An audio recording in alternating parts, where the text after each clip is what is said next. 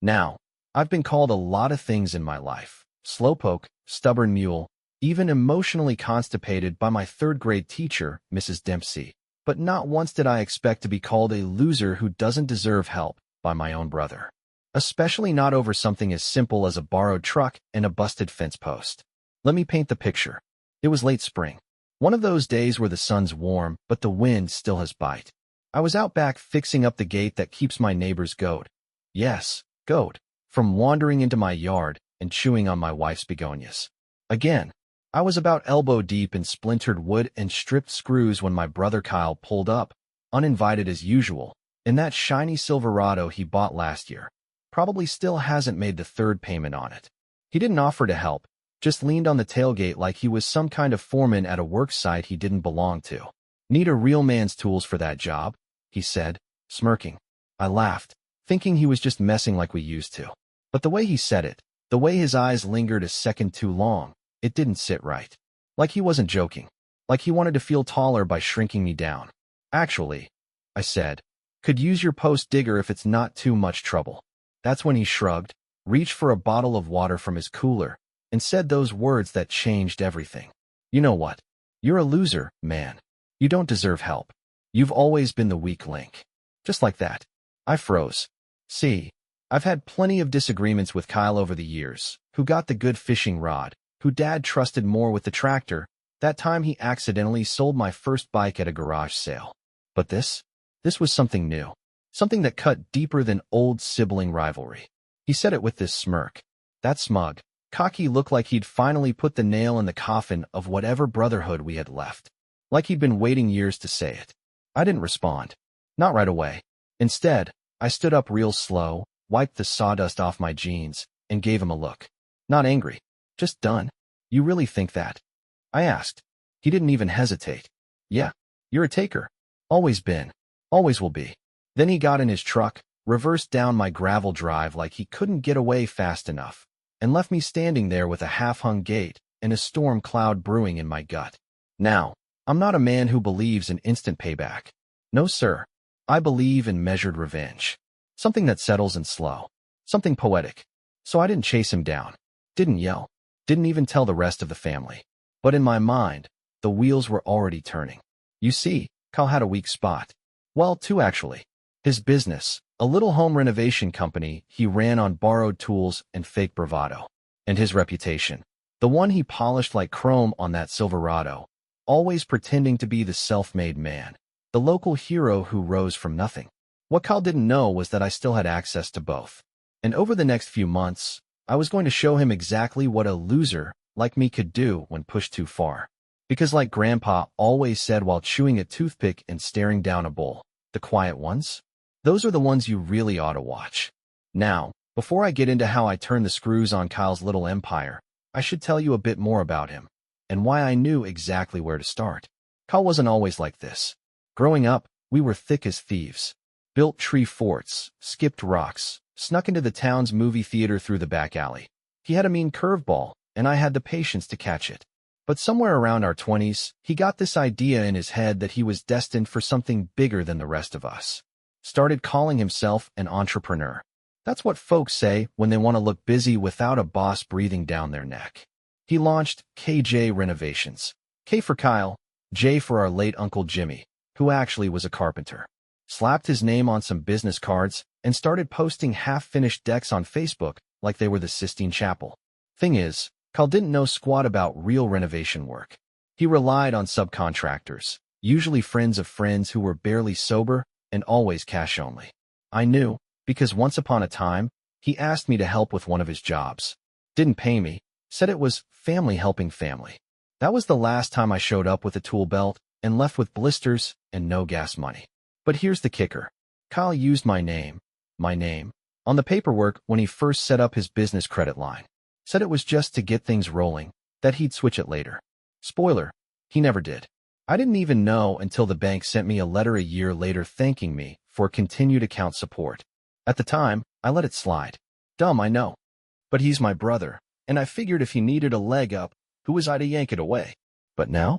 Now I had a reason to revisit that little detail. So the first thing I did after that insult-laced driveway showdown was head down to the county clerk's office.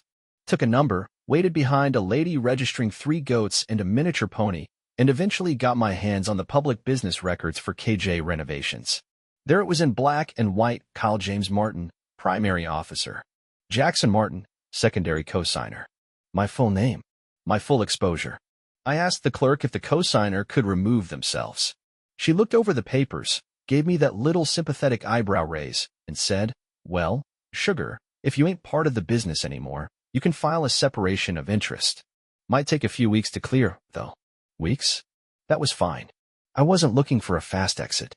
I was looking for a scenic route through Kyle's professional backyard, just long enough to gather some intel and leave a couple carefully placed banana peels. And wouldn't you know it, turns out Kyle had a job lined up for a local church. Big remodel. Real high profile. He bragged about it at Thanksgiving like he was building the Vatican himself. I made a call to Pastor Jim. Didn't have to say much. Just that Kyle might not be entirely licensed for structural work. Suggested he double-check the insurance. Pastor Jim's a cautious man. Salt-of-the-earth type who once shut down Sunday potluck because someone brought expired mayo. By the end of the day, Kyle's contract had been postponed for verification. And that, my friend, that was just the first domino.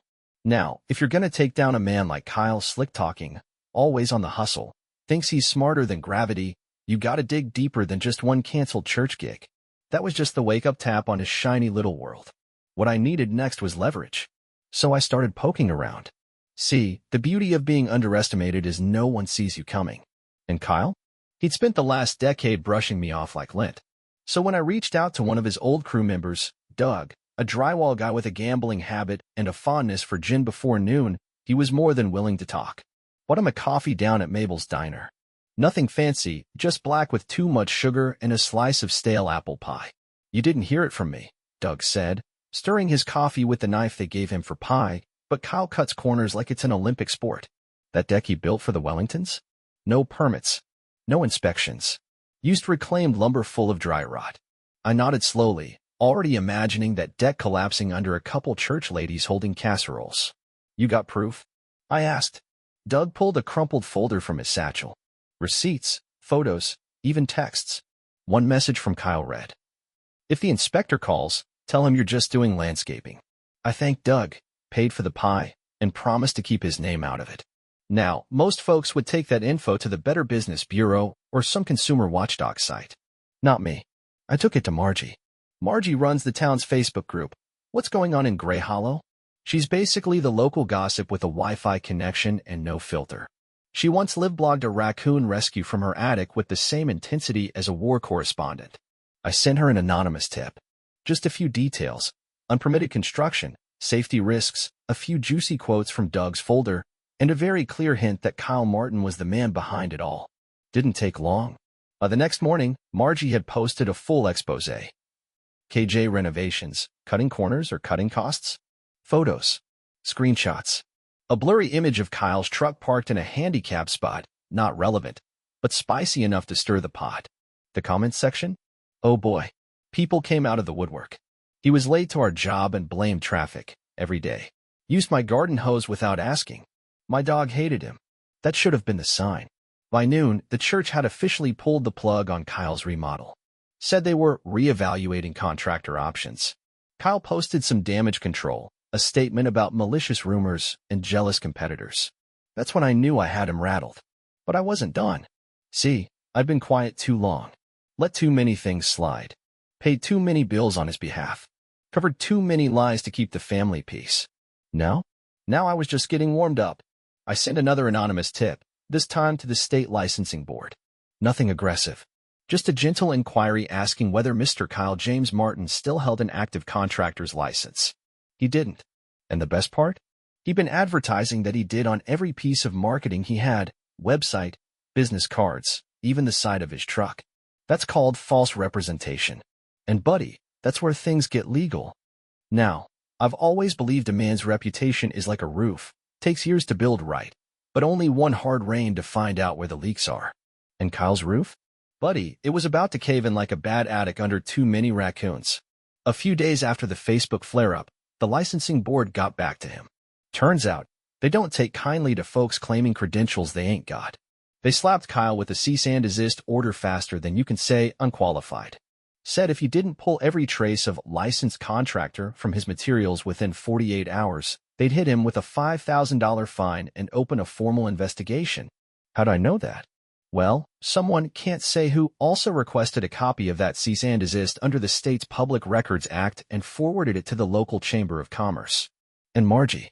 And every real estate agent in a 30-mile radius. Now, here's where things get real interesting. See, Kyle had just landed a deal with a small-time property flipper guy named Trey. Slick hair, Bluetooth in his ear like he's expecting a call from the president. Trey had 4 remodels lined up, and Kyle was set to handle all of them. But as soon as word got out that Kyle was under investigation, Trey dropped him like a hot rock. And that's when Kyle snapped. Posted this long, melodramatic rant on his company's Facebook page, called out haters and small-town losers who were jealous of his success. He ended the post with this little gem. Some people spend their lives building. Others just tear things down because they're too lazy to make something of their own. Well, I'll be damned. That line? That one? That was meant for me. So I decided it was time to give Kyle one last opportunity. A chance to be a man about things. I texted him. First time since the whole loser comment. Me, you want to talk? Man to man? Meet me at Dad's old shed. Tomorrow, 6 p.m. No response. Then, 5:59 p.m. the next day, he pulled up. Looking like a raccoon in daylight, twitchy, ragged, but still trying to look smug. The shed's where we used to fix bikes, build birdhouses, and, ironically, fight like feral cats when we were kids. I stood there, arms crossed, leaning against the same old workbench where we carved our initials 30 years ago. I know what you've been doing, Kyle said, not even trying to hide it. You think this is going to make you feel better? Ruin my life. I let him rant for a bit. Let him unload every excuse, every blame-shifting tactic he could conjure. Economy's fault. Doug's fault. Jealous contractors. Unfair regulations. When he finally stopped, I said, I didn't ruin your life, Kyle. You just finally ran out of people to hide behind. He scoffed. You think you're better than me? I shrugged. Nope. Just not stupid enough to fake a license and build on rotten lumber. He puffed up, like he was about to swing, but then his shoulders dropped. What do you want, Jack? He muttered. I looked him dead in the eye. I want an apology. Not just for the business stuff. For calling me a loser when all I ever did was try to help. He laughed. A bitter, shallow laugh. You are a loser. You're just lucky you're better at revenge than I gave you credit for. And that was it. Right there. That was the moment I stopped being mad and started being done. I didn't yell. Didn't swing. Didn't even cuss. Just turned, walked out, and left the shed door swinging in the breeze behind me. Because Kyle had made his choice. Given a final chance to be decent, and he chose ego. But here's the beauty of slow revenge. It keeps working long after you stop trying. Now, I ain't a man who kicks someone while they're down, unless that someone once shoved me off the porch and called it tough love. Then I might make an exception. And with Kyle? Oh, he was down, all right. But not nearly enough to learn anything. After that shed showdown, I figured he might lick his wounds and lay low. Nope. Next day, I heard from a buddy at the supply store that Kyle came in, loud and proud, griping about snakes in the grass, and how he was going to rebuild his business, without the dead weight of family dragging him down. Said he was relaunching KJ renovations under a new name, Ironwood Concepts. Fancy, huh? Even had a new logo, a minimalist tree with a hammer for a trunk. Looked like something you'd see on a yoga mat, not a contractor's van. But the kicker? He used the exact same number from his old business card. Same email. Same half-broken website, just with a new banner. So I did what any responsible citizen might do. Sent a little tip to the licensing board. Again, just a friendly heads up that Ironwood Concepts might be a fresh coat of paint on a termite-ridden foundation. They opened an investigation within the week. Meanwhile, I started chipping away at his real weakness, his wallet. You remember that joint credit line he opened using my name? Well, turns out, he never took me off it. And that gave me just enough leverage to do some rearranging. I called the bank. Explained the situation real polite. Told them I'd like to formally separate myself. And by the way, I had no idea there was a pending balance of nearly $7,000. The lady on the phone, bless her, sounded horrified. Said they'd begin a fraud inquiry. Asked if I had any documentation showing Kyle had opened the account alone. I did. Turns out, Doug's folder had a scanned copy of the original form Kyle had him fax in, where Kyle scribbled my name in the cosigner box and never even told me. Poor Doug thought I'd been in on it. Took me 2 days to clean that mess up, but once I did, the bank froze the account. Kyle didn't take that well. Started calling me blocked number, burner phones, you name it. Left voicemails like, "You're screwing with my livelihood, man. This isn't just business, it's blood. You're being vindictive." And my personal favorite, "You're acting like a child over one dumb comment." Funny, isn't it? He wanted me to let it go now that it was his neck on the line. But when he was standing in my driveway calling me a loser, he didn't think twice. Thing about fire is, it doesn't care who started it once it spreads. And Kyle's was spreading real fast. His supplier accounts? Flagged for late payments. His subcontractors? Bailing, worried they wouldn't get paid. His clients? Ghosting him left and right. But the final touch? I contacted the county permitting office. Asked them, anonymously, if Ironwood Concepts had filed for the necessary permits on a project 2 streets over. They hadn't. By week's end, that job was shut down mid-pour, cement truck still idling while a county inspector slapped a red sticker on the porch framing. Kyle's new brand had barely lasted 10 days before it collapsed like a dollar store folding chair. And me? I was sipping coffee on my porch, watching the storm from a safe, dry distance. Because revenge isn't about screaming louder. It's about whistling while the other guy's house quietly burns down behind him. Now, here's where the whole thing stopped being just between me and Kyle, when it spilled into the family potluck, so to speak. You know how it goes. One spark hits the gossip grapevine, and next thing you know, Aunt Patty's calling from Florida to see if Kyle's in jail and if I'm okay in the head. It started with Mom. Sweet lady. Grew up during the Great Depression, taught Sunday school for 40 years, and still sends me home with deviled eggs and margarine containers. She doesn't like conflict. Thinks problems can be solved with a good meal and a Bible verse.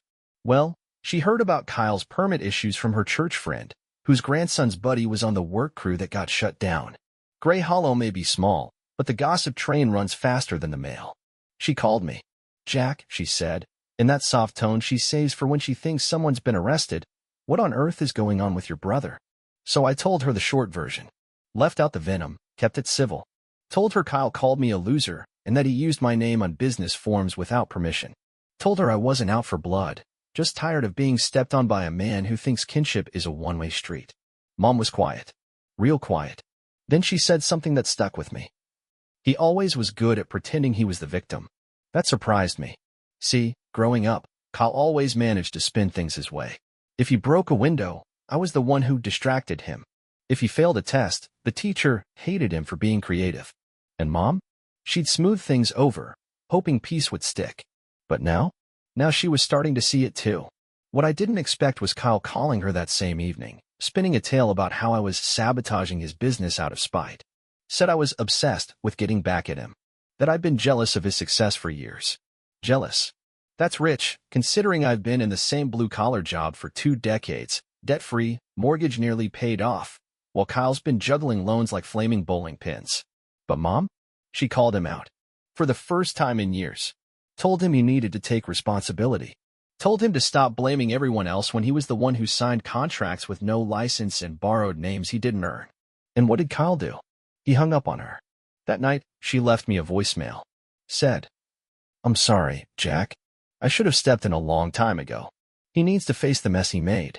That was the first time in 20 years she said something like that. Then came Cousin Tammy, queen of family barbecues and unofficial holiday referee. She messaged me. "Just heard about the drama. FYI, Kyle's been telling folks you're trying to ruin him because he got the bigger inheritance from Grandpa." Well, now, that's where I almost spit out my coffee. First of all, Grandpa didn't leave a dime. Man spent his last years blowing every nickel on fishing gear and fireworks. The only inheritance Kyle got was a shotgun that doesn't fire and a broken recliner that smells like jerky and regret. But I didn't respond. I let Kyle's fantasy unravel on its own. Because here's the thing about lies, they age like milk. They curdle. They stink. And slowly, people started noticing. The guy at the gas station stopped giving him free coffee. The gym buddy who used to spot him stopped showing up. Even Kyle's own girlfriend, Dana, the one with the Pinterest addiction and 6 part-time jobs, posted a vague quote on her Instagram that said, "Some men build dreams.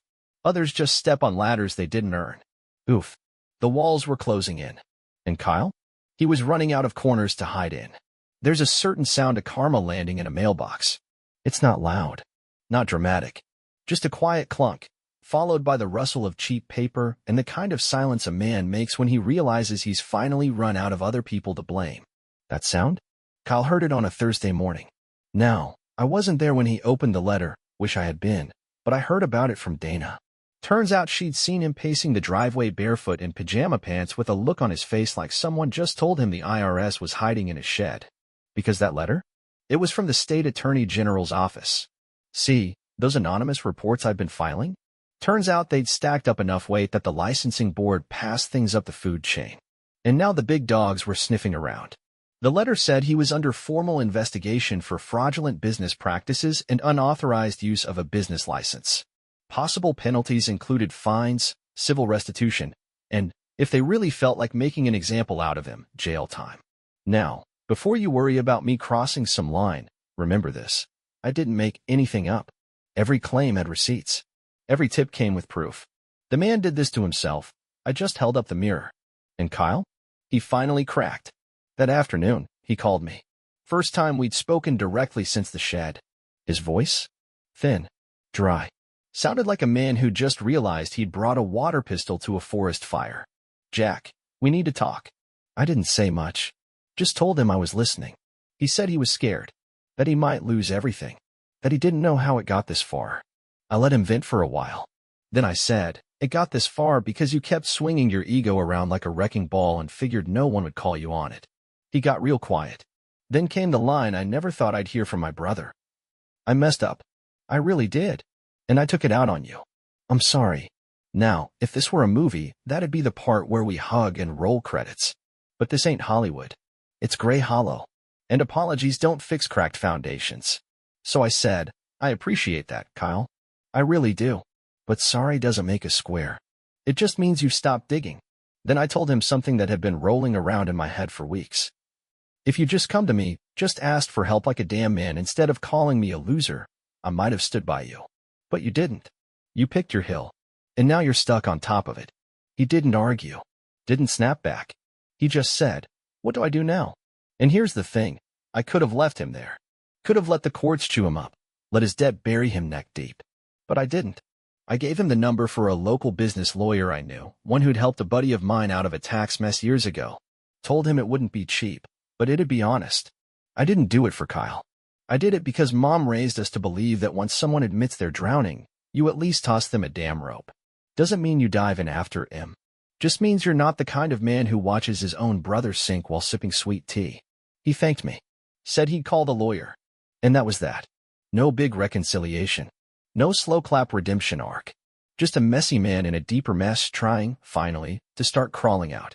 After Kyle's call, things didn't snap back into place like a screen door on a windy porch. Life kept trudging forward, but the ripples from that one honest moment started bumping into folks who weren't expecting the water to move. First up was Dana, Kyle's on-again, off-again girlfriend with the collection of throw pillows that outnumbered her hours at work. She called me 2 days later. I almost didn't pick up, figured it was Kyle calling from her phone. But when I answered, she just said, hey, I wanted to thank you. Now, that threw me. She told me Kyle had come clean. Said he admitted everything about the fake license, the stolen name, even the loser comment. Said he'd finally dropped the tough guy act for a minute and actually listened. Apparently, he even told her he might shut down the business entirely. Said he was tired of pretending to be someone he wasn't. Then Dana hit me with something I didn't see coming. I think I'm leaving him. I just sat there, listening to the wind hit my screen door. He's not a bad person, she said, but he's got a lot of growing up to do. And I don't want to be around when he finally gets there. Told her I understood. Wished her luck. That was it. But it stuck with me. Because Kyle losing Dana? That wasn't part of my plan. I hadn't aimed for that. But I guess when you start pulling out the rotten boards, the whole porch creaks. Then came Uncle Ray, Mom's older brother, and the family's self-appointed truth-teller. He called the next Sunday. Didn't ask how I was, didn't ask about the weather, just went straight into it. Heard you finally put Kyle in his place. I chuckled. Wasn't about putting him anywhere, Ray. Just stopped holding the ladder while he climbed on my back. He let out this slow whistle. Well, I'll be. That boy's been riding on borrowed dignity since he was 22. About time someone collected. Then he told me something I didn't know. Years ago, when Grandpa passed, Kyle went around telling folks he was the one who took care of all the funeral arrangements. Truth is, I did. I paid the deposit. I called the church. I cleaned out Grandpa's trailer after the service while Kyle was at a business meeting with his pool league buddies. I never made a fuss. Didn't care about the credit. But hearing it now, it brought something back. A quiet sort of ache. Not anger, exactly. Just fatigue. A lifetime of being the dependable one. The invisible mule that carried the family burden while someone else waved to the crowd. And that's when I got the second unexpected call. Doug. Yeah, that Doug. The drywall guy from earlier. Gin by noon, duct tape in his glove box, fond of conspiracy theories and loose change. He called me sober. Said he just wanted to say thanks. Why? Because after Kyle's operation went up in smoke, Doug ended up getting hired by Trey, the same property flipper who dropped Kyle like expired cheese. Apparently, Trey saw Doug's name on one of those leaked receipts Margie posted and offered him some contract work. I'm making more now than I ever did with your brother, he said, laughing. And I don't have to lie to inspectors anymore. We shared a good chuckle over that. Then he said, you did right, Jack. Quiet revenge is the cleanest kind. Hung up after that, but I sat there for a while, thinking, not about Kyle, not even about the mess, but about how small ripples can knock down big facades. One truth at a time. You ever been to a family dinner that felt more like a sentencing hearing? That's what this was. Mom wanted to clear the air, bless her heart. She figured if she cooked a ham, lit a candle, and prayed hard enough, 30 years of dysfunction would just float off like steam from the mashed potatoes.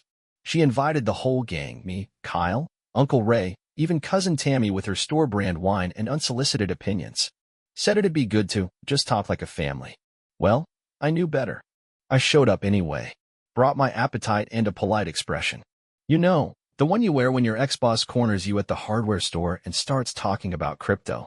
Kyle showed up late. Of course he did. Wore a button-up shirt I recognized from his old Facebook business page, wrinkled.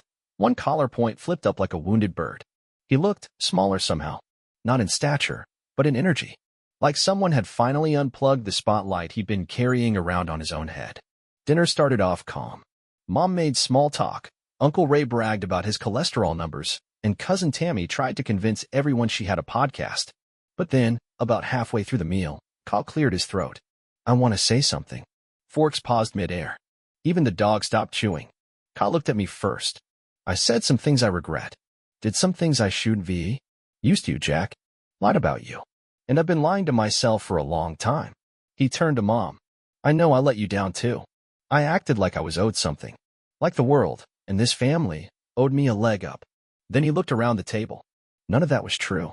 He took a long breath, and I'll be honest, it was the first time I'd seen him talk without a performance behind his eyes. No smirk. No spin. Just a man who ran out of bull to shovel. I'm shutting down the business, he said. Starting over. Legit this time. Got a job offer from a builder in Oak Ridge. Just a crew position. Hourly. The silence was thick. Uncle Ray finally grunted. About damn time. Mom reached over and squeezed Kyle's hand, teary-eyed. Cousin Tammy. Well, she tried to make it about herself somehow, but I tuned her out. Kyle looked at me one more time. I'm sorry, Jack. Really? You didn't deserve what I said. Or what I did. If you ever decide you want to talk, I'll be around. I just nodded. Quiet. Let it sit in the room a while. Because forgiveness in a switch, it's a slow door. And that night, I wasn't ready to open it all the way. But I did crack it. After dinner, I caught Kyle on the porch, sipping a ginger ale like it was penance. I meant what I said, he told me. I know, I said. Then I handed him something I'd been holding on to for a while, a copy of the business license paperwork he'd used with my name. Signed and dated by him. Keep this, I said. Might remind you where the line is next time. He looked down at it. Nodded. We didn't hug. Didn't shake hands. Just stood there in the cool evening air, the porch creaking under our boots. After a while, he said, You're not a loser, Jack. Never were. I let that hang in the air a bit. Tasted it. Then I turned to go. Took you long enough. Funny thing about stories like this, they don't end with fireworks. No triumphant music, no confetti from the sky. Just a man sitting on his porch, watching the world turn quiet again. It's been about 6 months since that dinner. Kyle moved to Oak Ridge like he said he would. Took that hourly job framing houses. Word is he's doing all right. Keeps his head down, shows up on time, doesn't cut corners no more. He even called me last month. Asked if I had any advice about budgeting. I nearly dropped my wrench when I heard that. We talked for a while. Not about the past, just about little things. Truck repairs, tool brands, coffee. It was the first conversation we'd had in years that didn't feel like a contest. And that, more than anything else, felt like progress. Mom still tries to get us both over for Sunday lunch. Sometimes it works, sometimes it doesn't. But when it does, the air feels different. Like the house finally exhaled. As for me, I've been better, quieter, stronger, maybe. Not because I took Kyle down a peg, but because I stopped letting him weigh me down. I fixed up the fence he mocked. Took my time, reinforced it right, even stained the wood when I was done. Every board feels solid under my hand. Every post straight. No help. No Kyle. Just me, doing what I've always done, building things to last. And you know what? The goat hasn't gotten through since. I've started spending more evenings out here on the porch. Sometimes with coffee. Sometimes with bourbon.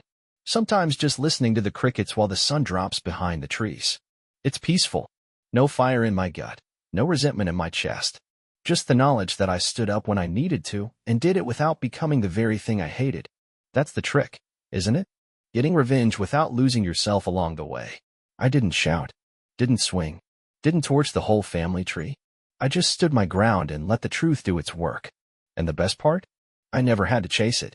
See, people always think revenge is about getting even. But sometimes it's about getting clear. About wiping the mud off your boots and stepping onto dry ground. And once you're standing there, alone but sure-footed, you realize you don't need applause. Just a porch light, a good chair, and the kind of peace that comes from knowing. You didn't lose. You just walked away with your dignity intact, and maybe a little grin that says, "Told you not to poke the quiet one."